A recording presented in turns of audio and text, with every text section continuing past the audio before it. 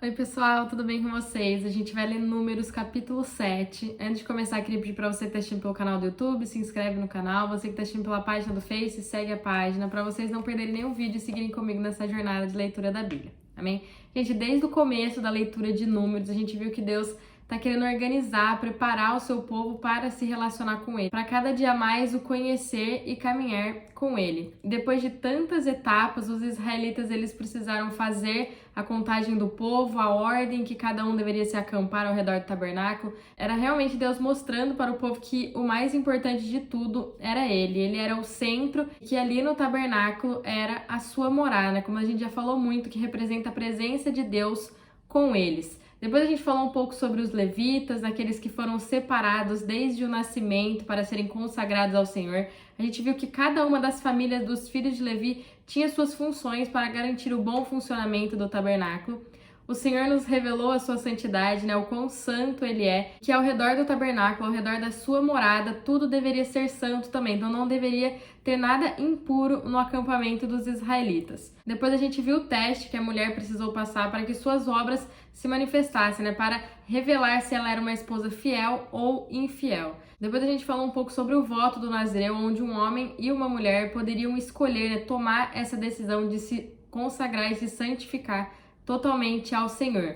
Gente, Deus é tremendo demais, né? Em cada detalhe aqui, em cada linha do livro de Números, a gente consegue ver a maravilha de Deus, né? Ele realmente mostrando, guiando o seu povo para o ápice da economia, né? Para a manifestação da plenitude dos tempos. Cada detalhe aqui a gente consegue ver a nossa história, né? Nós fomos salvos, tirados do Egito, né? Do mundo, e nós estamos caminhando para a terra prometida, para a Nova Jerusalém. Então, a gente sabe que todos nós que aceitamos Jesus, né, a igreja, nós somos geração eleita, sacerdócio real, nação santa, povo adquirido, né, povo comprado para anunciar as grandezas daquele que nos chamou das trevas para a sua maravilhosa luz. Então, nós somos o sacerdócio real, o povo consagrado de Deus, né? Todo quanto o recebeu, deu-lhes o poder de se chamarem filhos de Deus. Então nós nascemos de novo, a gente não tem mais a herança, a gente não traz mais a herança de Adão, né, o pecado. Agora nós somos uma nova criatura em Cristo Jesus. Então nós somos filho de Deus e uma vez filho, sempre filho. Assim também como os levitas, nasceu na tribo de Levi, sempre será levita. Então Deus vem habitar dentro de nós. Agora nós somos a sua morada, né? Ele se dispensou para dentro de nós. Nós temos vida no nosso espírito, mas ao nosso redor, a nossa alma, o nosso corpo, eles ainda estão mortos, eles precisam receber essa vida, a gente precisa tirar todas essas impurezas ao redor do nosso espírito, né, onde Deus está morando. Então, assim também como Deus orienta os filhos de Israel a tirarem todas as impurezas do meio deles, a tirar tudo aquilo que não provém de Deus do meio do acampamento, porque de certa forma eles eram a extensão de Deus, assim também nós não devemos ter nada impuro em nós, devemos deixar de lado a carnalidade e voltar totalmente para o Espírito, né? Para deixar que Ele conduza as nossas vidas. Obviamente que sem Cristo a gente não pode fazer nada, né? Por isso que tirar fora essas coisas, essas impurezas, é nos alimentar dele, é nos encher dele, né? E deixar de lado um pouco as coisas do mundo, né? Dar mais espaço para Ele viver em nós, do que nós mesmos vivendo, sabe? Do que nós satisfazendo as nossas vontades, do que nós fazendo aquilo que a gente realmente quer. A gente tem que abrir espaço, a gente tem que dar liberdade para o Espírito se mover em nós e é realmente Ele vivendo em nós. Amém? Realmente buscar essa santificação é uma decisão, assim também como os israelitas, eles podiam fazer o voto do Nazireu, nós também podemos tomar essa decisão de não mais vivermos nós, de não mais nos alimentar daquilo que a gente quer, mas nos alimentar daquilo que a gente realmente precisa, que é de Cristo, e assim Ele vai cada vez mais vivendo em nós e a gente vai nos eliminando completamente. Amém? Uma coisa é a gente ser salvo, isso é através da fé, né, da graça, para que ninguém se glorie, presente de Deus para nós através do sacrifício de Cristo. Agora, ser santo, ser separado para o Senhor é uma decisão, é declarar: a partir de hoje, quem comanda a minha vida é o Senhor, eu sou apenas o mordomo da sua casa, é Ele quem manda e eu só obedeço. Para então, quando chegar o grande dia, quando chegar a volta visível de Cristo, aonde nós, a igreja, os salvos, né, vamos passar pelo tribunal de Cristo para que as nossas obras sejam manifestadas. E nesse dia vai nos revelar se a gente foi fiel ou infiel ao Senhor. Assim como também vimos acontecer com a mulher lá em Números capítulo 5.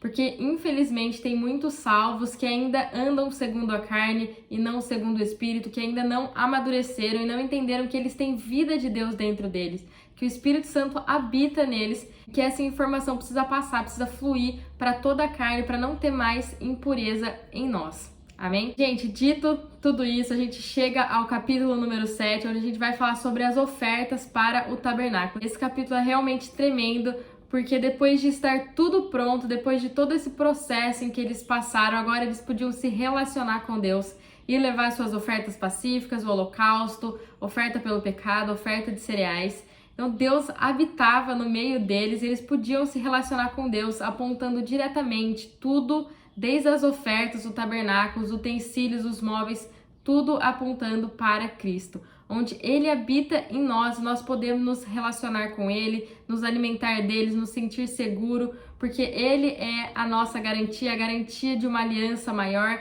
onde a nossa salvação está baseada nele, onde Ele em nós, a gente pode nos entregar totalmente a Deus, através dele nós temos paz com Deus e nele podemos nos aproximar de Deus. Amém? Vamos para a leitura do capítulo então. Quando Moisés acabou de levantar o tabernáculo e o ungiu e o consagrou, e a todos os seus pertences também ungiu e consagrou o altar e todos os seus utensílios. Então, depois que o tabernáculo foi erguido, ele foi ungido a Deus, ele foi dedicado, consagrado para o Senhor. Depois que a morada de Deus no meio dos israelitas estava pronta, eles declararam ungindo ela: Senhor, entra, pode habitar, porque esta aqui é a sua habitação, nós estamos dedicando totalmente a ti.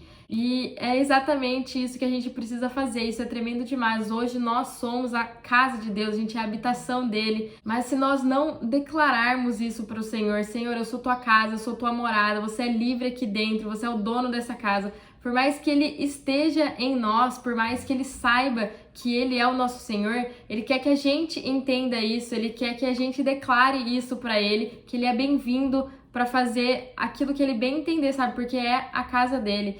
Porque por mais que ele está dentro de nós, nós precisamos tomar essa decisão.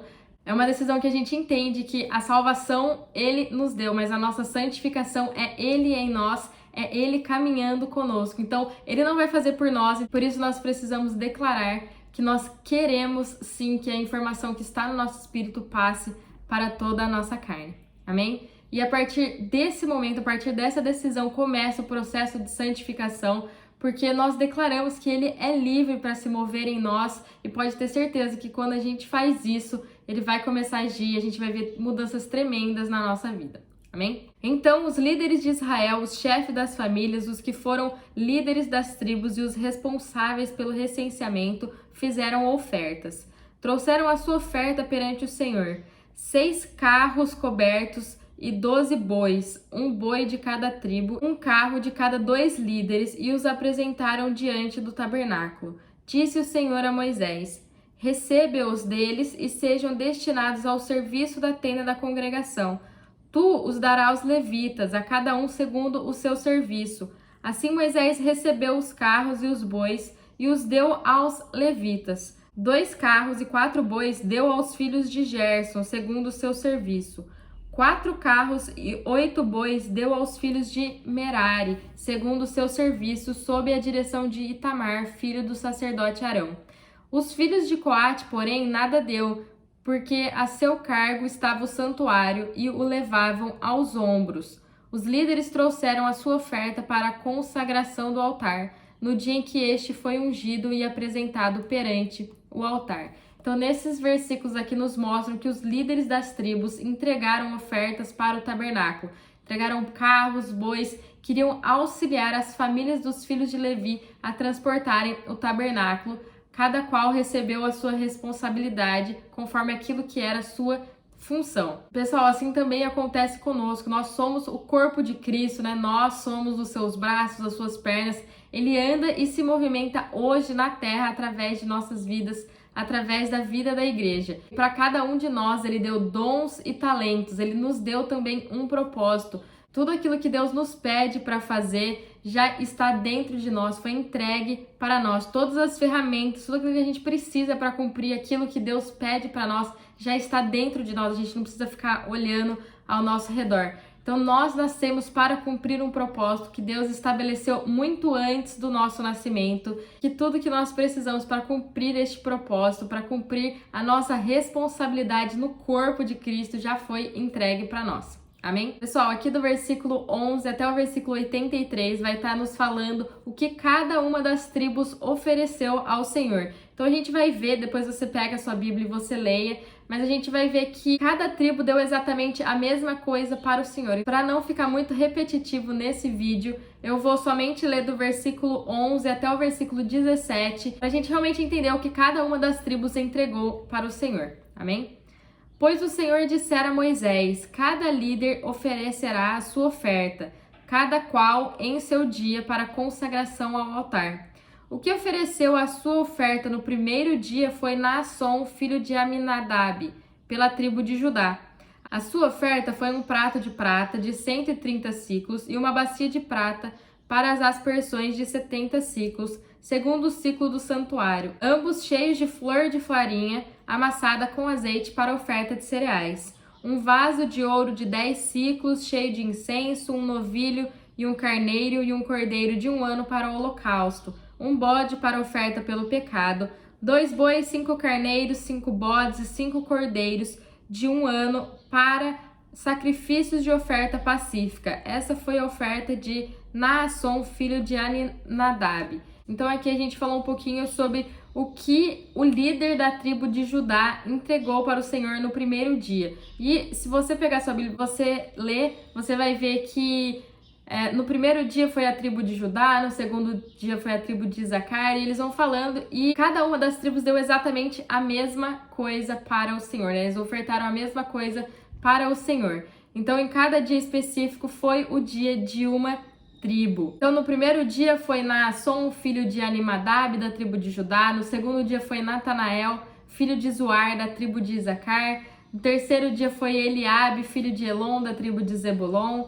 No quarto dia foi Elisur, filho de Sedeur, da tribo de Ruben. No quinto dia foi Selumiel, filho de Zurizadai, da tribo de Simeão. No sexto dia foi Eliasaf, filho de Deuel, da tribo de Gate. No sétimo dia foi Elisama, filho de Amiúde, da tribo de Efraim. No oitavo dia foi Gamaliel, filho de Pedazur, da tribo de Manassés. No nono dia foi Abidã, filho de Gideone, da tribo de Benjamim. No 10º dia foi Aiezer, filho de Amissadai, da tribo de Dan. No 11º dia foi Pagiel, filho de Ocrã, da tribo de Aser. E no 12º dia foi Aira, filho de Enã, da tribo de Naphtali. Então, em cada dia foi determinada uma tribo para ir ao tabernáculo e oferecer as ofertas para Deus. Então, eles ofereceram oferta de cereal, holocausto, oferta pelo pecado e oferta pacífica. Todos ofereceram a mesma quantidade de cada uma dessas ofertas. Foi exatamente tudo igual. Então, todas as ofertas descritas aqui, elas representam Cristo, elas apontam para Cristo, e tudo isso é tremendo demais, porque a morada de Deus estava pronta, o povo já estava organizado, cada um em seu lugar, mas para eles conseguirem se relacionar, eles precisavam das ofertas, ou seja, eles precisavam de Cristo. Então, o homem tinha uma dívida com Deus e que ele mesmo não conseguia pagar essa dívida. Então, Deus, ele enviou o seu Filho para pagar a dívida no nosso lugar. Então, em Cristo, todas as exigências de Deus foram cumpridas e Deus fica satisfeito. E em Cristo nós temos tudo o que precisamos. Nós temos nossa redenção, nossa salvação, nós temos alimento, nós temos paz com Deus. E Ele em nós conseguimos nos entregar completamente a Deus. Amém? Então, agora vamos lá para o versículo 84. Foram estas as ofertas dos líderes de Israel para a consagração do altar, no dia em que ele foi ungido: 12 pratos de prata, 12 bacias de prata, 12 vasos de ouro. Cada prato de prata pesava 130 siclos e cada bacia 70 siclos. Toda a prata dos vasos foi 2.400 siclos, segundo o ciclo do santuário. Os 12 vasos de ouro cheios de incenso pesavam 10 siclos cada, segundo o ciclo do santuário. Todo o ouro dos vasos foi 120 siclos. Todos os animais para o holocausto foram 12 novilhos, 12 carneiros, 12 cordeiros de 1 ano, com a sua oferta de cereais, e 12 bodes para oferta pelo pecado. Todos os animais para sacrifício de ofertas pacíficas foram 24 novilhos, 60 carneiros, 60 bodes e 60 cordeiros de 1 ano. Estas foram as ofertas para a consagração do altar, depois que foi ungido. Então aqui diz o total de tudo, das ofertas que as 12 tribos de Israel ofereceram no dia em que consagraram o tabernáculo ao Senhor. Amém? Quando Moisés entrava na tenda da congregação para falar com o Senhor, ouvia a voz que lhe falava de cima do propiciatório, que está sobre a arca do testemunho, entre os 2 querubins. Era assim que lhe falava. Gente, olha que tremendo esse versículo, né? Depois de tudo que a gente viu aqui, que os israelitas fizeram, Deus fala com Moisés em cima do propiciatório, que estava sobre a arca do testemunho, entre os 2 querubins. Olha o relacionamento de Deus com o seu povo, apontando diretamente para a plenitude dos tempos, onde Deus falaria com o seu povo, não mais em cima de uma arca, mas no nosso espírito. Então Deus fala conosco no nosso espírito, porque Ele habita no nosso espírito, e isso é tremendo demais. Ele habita lá, Ele está lá, por isso a gente deve dar total liberdade para Ele fluir. Então, quanto mais liberdade a gente der para Ele, mais fácil vai ficar a gente ouvir a voz de Deus. Amém? Gente, esse é o capítulo 7, espero que vocês tenham gostado. Fiquem com Deus e até o próximo vídeo.